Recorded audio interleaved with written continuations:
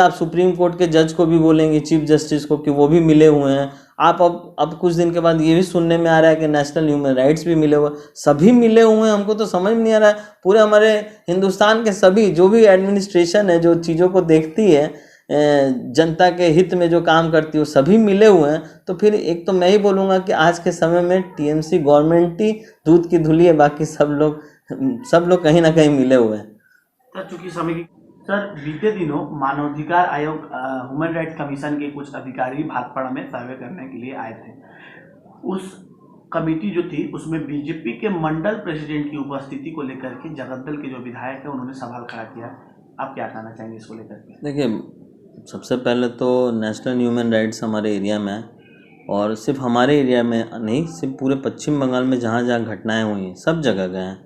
लेकिन हम लोग ने जब देखा कि वो आए हैं, और हमारे एरिया में जब हमारे जो ज़्यादातर तो हम देख रहे हैं कि भारतीय जनता पार्टी के जो कर्मी हैं उनके ऊपर ज़्यादा अत्याचार हो रहा है, तो हम लोग का भी एक जिम्मेदारी बनता है कि हम लोग उनको किसी तरह की कोई जो प्रॉब्लम ना हो ये सब चीज़ों को कवर करने में। तो इसीलिए हमने खुद अपने मंडल प्रेसिडेंट से रिक्वेस्ट किया था कि हम तो नहीं जा सकते हैं, क्योंकि हम जाएंगे तो एक अलग पॉलिटिकल इशू बन जाएगा। आप जाइए और आप जाकर उनको मदद कीजिए इस चीज़ में, क्योंकि पुलिस प्रशासन क्या है, हर जगह पे चीज़ों को छुपाने की कोशिश कर रही है। पुलिस प्रशासन चीज़ों को मिसगाइड कर रही है, मतलब टोटली जो घटनाएं हो रही है उसको उल्टा तरह से दिखा रही है। जिसके घर में आप देख रहे हैं अत्याचार हो रहा है, या जिसके घर पे तोड़ा फोड़ा जा रहा है, जिसके घर पे बम चल रहा है, उन्हीं लोगों को गिरफ्तार कर दिया जा रहा है, उन्हीं के ऊपर केस किया जा रहा है। तो मैं चाह रहा था कि ये नेशनल ह्यूमन राइट्स को अच्छे तरीके से, मतलब वो चीज़ों को कवर करे अच्छे तरीके से, जिनके साथ घटनाएं हुई उनको पास जाए, उनसे बातें कर पाए। तो मैं अपने मंडल प्रेसिडेंट से रिक्वेस्ट किया कि आप जाइए और जाकर उनको इस चीज़ों में मदद कीजिए। अगर इस चीज़ों में भी राजनीति अगर देखी जाएगी तो फिर हम उसमें क्या बोल सकते हैं हम। पर टीएमसी नेताओं का यह कहना है कि भाटपाड़ा के जो टीएमसी नेता हैं उनका कहना है कि निष्पक्ष जांच के लिए मानवाधिकार आयोग को स्थानीय पुलिस या लोकल जो एडमिनिस्ट्रेटिव है उनको लेकर के जाना चाहिए। यहाँ पे कहीं ना कहीं तो जांच में प्रभावित हो सकता है, क्योंकि यहाँ पे बीजेपी के जो मंडल अध्यक्ष की उपस्थिति थी।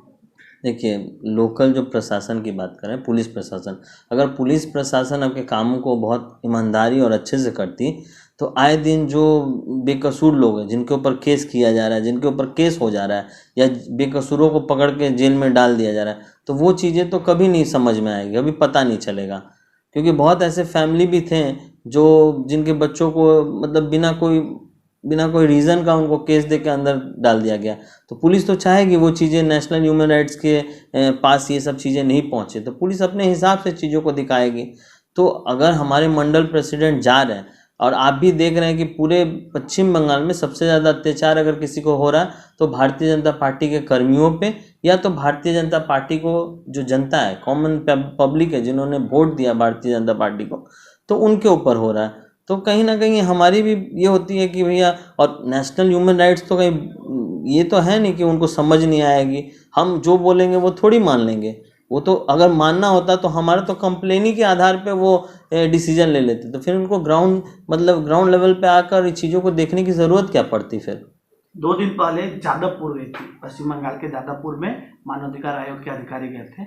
वहाँ पे कुछ दुष्कृतियों द्वारा उन पर हमला किया जाता है, और सारा वाक्य जो है मीडिया के कैमरों में कैद होता है। क्या प्रतिक्रिया रहेगी आपकी? इसी चीज़ को तो मैं बताना चाह रहा था आपको कि आज के समय में मैं ये बोलना चाहूँगा, ये तो बहुत गलत हुआ नेशनल ह्यूमन राइट्स की तरफ, मतलब ऊपर जो ये घटनाएं होनी नहीं चाहिए, क्योंकि वो हमारे लिए आए थे, और उनका ये फ़र्ज़ भी बनता है कि नेशनल ह्यूमन राइट्स का जो मतलब जो पब्लिक के ऊपर जो अत्याचार है उसके ऊपर उनको कवर करना या दिखाना, ये उनका दायित्व बनता है, उसके ऊपर एक्शन लेना।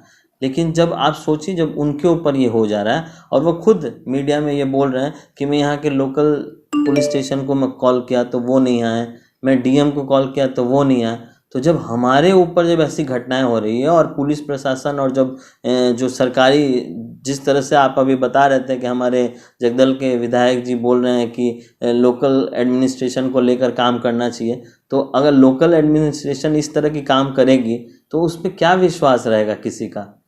आप सोच सकते हैं लोगों का विश्वास फिर कितना, मतलब आम जनता तो जो यहाँ रह रही है वो तो जानती है कि लोकल एडमिनिस्ट्रेशन किस तरह से काम कर रहा है। आज के समय में इवन आप देखिएगा कोविड के लिए भी ना कहीं कहीं जगह पे सुनने में आता है कि पैसा मांगा जा रहा है, पैसा मांग कर आपको कोविड का इंजेक्शन दिया जा रहा है, जबकि फ्री ऑफ कॉस्ट हर जगह प्रचार हो रहा है। इवन हमारे माननीय प्रधानमंत्री जी भी बोल रहे हैं कि ये जो वैक्सीन है फ्री में है, आप लोग फ्री में जाकर लगाइए। तो उस जगह पे भी आजकल के समय में धांधली हो रही है और उसमें भी फेस देखा जा रहा है कि कौन टीएमसी का है और कौन बीजेपी का है। लेकिन दुर्भाग्य ये है कि लोग हमारे इतने डरे हुए हैं कि अगर मैं अपने लोगों को बोलूँगा कि आप कंप्लेन कीजिए तब हम लोग उस पर एक्शन लेंगे, तो वो कंप्लेन ही नहीं करेंगे। और बिना कंप्लेन का आप किस आधार पर एक्शन लेंगे? वो तो सीधे मुकर जाएंगे, नहीं ऐसा तो कुछ हो ही नहीं रहा है।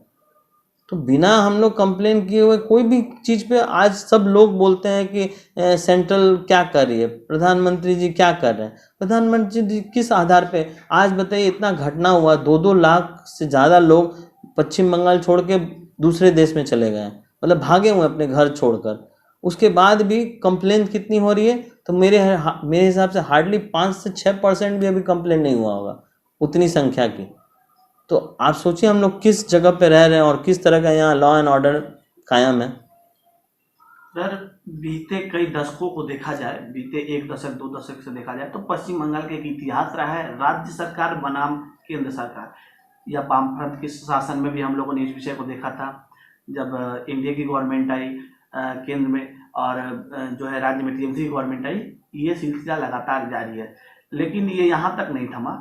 अब ये लड़ाई राज्य सरकार वर्सेस राज्यपाल की बन चुकी है। आए दिन मीडिया में बयानबाजी के साथ साथ बीते दिनों ममता बनर्जी जो कि पश्चिम बंगाल के मुख्यमंत्री है, उनके द्वारा आरोप लगाया गया कि इस राज्यपाल को तुरंत केंद्र सरकार वापस ले या बर्खास्त करे, क्योंकि राज्यपाल के ऊपर और भी कई गंभीर आरोप लगाए, जैसे बीजेपी के प्रवक्ता के हिसाब से ये काम कर रहे हैं, बीजेपी के अध्यक्ष के रूप में काम कर रहे हैं। और उन पे जैन हवाला जो एक केस था उनमें भी भ्रष्ट होने का उन पे आरोप लगाया गया। इसको किस नजरिए से देखते हैं विधायक होने के नाते आप? देखिए, पश्चिम बंगाल, वेस्ट बंगाल की ये कंडीशन हो गई है ना कि आज के समय में कोई भी अगर गवर्नमेंट गलत कर रही है, यहाँ की प्रेजेंट गवर्नमेंट अगर कुछ भी गलत कर रही है, अगर आप उसको दिखाने की कोशिश करेंगे ना तो उल्टा गवर्नमेंट ये एलिगेशन लगा देगी कि वही करप्टेड है या वही मतलब कहीं ना कहीं वो बीजेपी से मिला हुआ है। इस तरह की कंडीशन हो गई। आज हमारे गवर्नर साहब क्या करें? एक गवर्नर होने के नाते उनका भी ये दायित्व बनता है कि अगर पश्चिम बंगाल में कुछ गलत घट रहा है तो उसके ऊपर उनको आवाज़ उठाना है, उसके ऊपर बोलना है। वो तो डायरेक्ट हमारे जो माननीय ममता बनर्जी है उनके ऊपर तो डायरेक्ट वो नहीं बोल रहे, वो तो लेटर के आधार पे जो एक वो प्रोटोकॉल होता है, लेटर के आधार पे उनको जना रहे हैं, उनको बता रहे हैं कि जो घटनाएं हो रही हैं इसको आप रोकने की कोशिश कीजिए, क्योंकि हम लोग एक कॉन्स्टिट्यूशन में रहते हैं, लोकतांत्रिक देश है, इसमें अगर लोगों के ऊपर ही अत्याचार होगा तो फिर लॉ एंड ऑर्डर का क्या मतलब है। तो वो तो बार बार उनको रिक्वेस्ट के माध्यम से उनको बताने की कोशिश कर रहे हैं, समझाने की कोशिश करें, लेकिन उसकी बाद भी चीज़ें नहीं ठीक हो रही है। तो क्या उनका फ़र्ज़ नहीं बनता कि वो ग्राउंड लेवल पर जाकर चीज़ों को देखकर कि चीज़ों को समझें और चीज़ों को रोकने की कोशिश करें? और अगर ये वही कर रहे हैं तो ये गुनाह हो गया, वही कर रहे हैं तो करप्टेड हो गए। और अगर वो जो बोल रही है, जो केस में वो उनका नाम आया है, अगर वो गुनहगार होते हैं तो उनके ऊपर भी तो एक्शन होता है, क्योंकि उस केस में 2-3 लोग और गुनहगार थे जिनके ऊपर ऑलरेडी केस चल रही है, तो इनका नाम तो उसमें है ही नहीं कहीं केस में।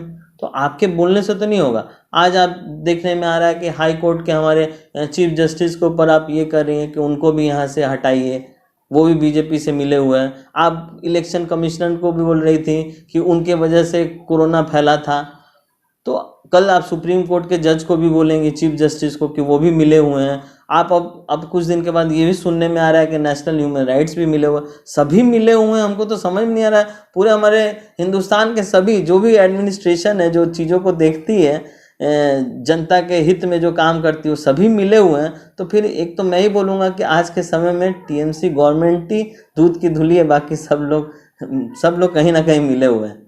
तो चूंकि समय की कमी है, एक छोटा सा प्रश्न और रहेगा जो कि बीजेपी से जुड़ा हुआ है।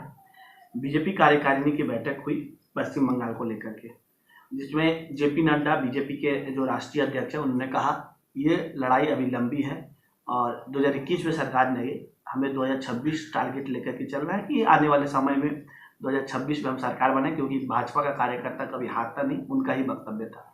तो इसको किस नज़र से आप देखेंगे या क्या संदेश देना चाहेंगे? देखिए, पहले तो इसके लिए, ये मैसेज के लिए मैं अपने जो हमारे नेशनल प्रेसिडेंट हैं जेपी नड्डा जी, उनको मैं धन्यवाद करना चाहूँगा, क्योंकि ऐसे ऐसे समय में हमारे कार्यकर्ता को बहुत ज़रूरी है एक मोरल सपोर्ट की, मीन्स एक पॉजिटिव मैसेज की, क्योंकि सभी लोग इतने निराश हो गए हैं। सभी लोग, बहुत लोगों ने, मतलब हमारे आम जनता, आम कर्मी, बहुत लोगों ने मेहनत किया था, बहुत लोग उम्मीद लगा के बैठे थे कि इस बार तो भारतीय जनता पार्टी की सरकार आएगी वेस्ट बंगाल में, पर ऐसा हुआ नहीं।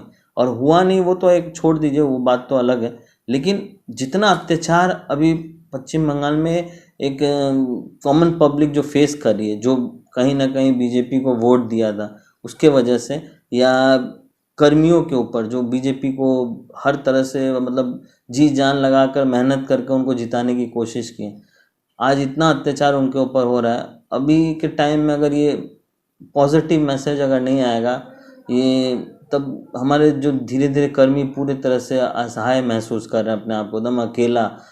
तो मेरे हिसाब से ये बहुत ज़रूरी है कि हमारे कर्मियों के अंदर फिर से वो एनर्जी वापस आए, फिर से वो मतलब वापस पब्लिक की सेवा में उतरे, और हम लोग फिर से पब्लिक की उसी तरह से सेवा कर पाएँ। और जैसे हम वो बोल रहे हैं 2026 में हमारी सरकार आएगी, सही बात है। देखिए, लड़ाई में कभी हम हारते भी है, कभी हम जीतते भी है, लेकिन हमेशा लड़ते रहना चाहिए। जो लड़ने वाली भावना है, जो आम जनता के लिए जो कुछ करने की जो इच्छा होती है, वो हमेशा रहनी चाहिए। तभी संसार में अच्छा बुरा का आप मतलब ये कर सकते हैं, डिफाइन कर सकते हैं कि अच्छा क्या है, बुरा क्या है। अगर हम छोड़ देंगे इस चीज़ों को तो जो भी होती रहेगी, बुरा भी होगा तो लोग मानेंगे यही अच्छा है। तो कहीं ना कहीं ये चीज़ होनी चाहिए, और हो भी रही है। और अगर होती है आने वाले समय में, जिस तरह से हम लोग बोल रहे हैं कि मिलकर एकजुट होकर काम फिर से स्टार्ट करेंगे, तो बहुत अच्छा होगा। बहुत बहुत धन्यवाद सर, अपना धन्यवाद।